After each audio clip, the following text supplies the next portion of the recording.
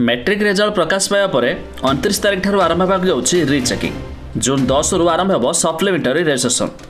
जदि आपणकर मैट्रिक रे आसी कम मार्क और आपन को लगुच अधिक मार्क बढ़ी पारे तेज एने जारी है एक बड़ अपडेट जहाँ आम भिडियो माध्यम जाना आपड़ भी करेंगे रीचेकिंग आपणकर बढ़ी पार मार्क।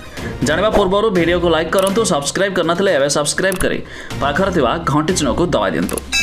प्रकाश पाई 2024 वर्षर मैट्रिक रिजल्ट। एथिरे मोट 5,30,153 जन छात्र छात्री परीक्षा देथिया बेले 96.7% छात्र छात्री पास करछन्ति। तबे निज मार्क को नहीं द्वंद्व थिबा छात्र छात्री माने रीचेकिंग समय मध्य घोषणा करछि बोर्ड। तबे मे 29 रु आरंभ हेबो रीचेकिंग पई आवेदन।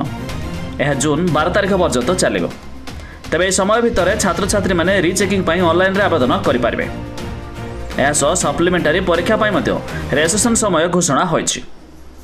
तबे जून 10 तारिख रु ऑनलाइन रे छात्र छात्री माने सप्लीमेंटारी परीक्षा पई रजिस्ट्रेशन करि पारे बोली बोर्ड सभापति पक्षरु सूचना दियाइछि।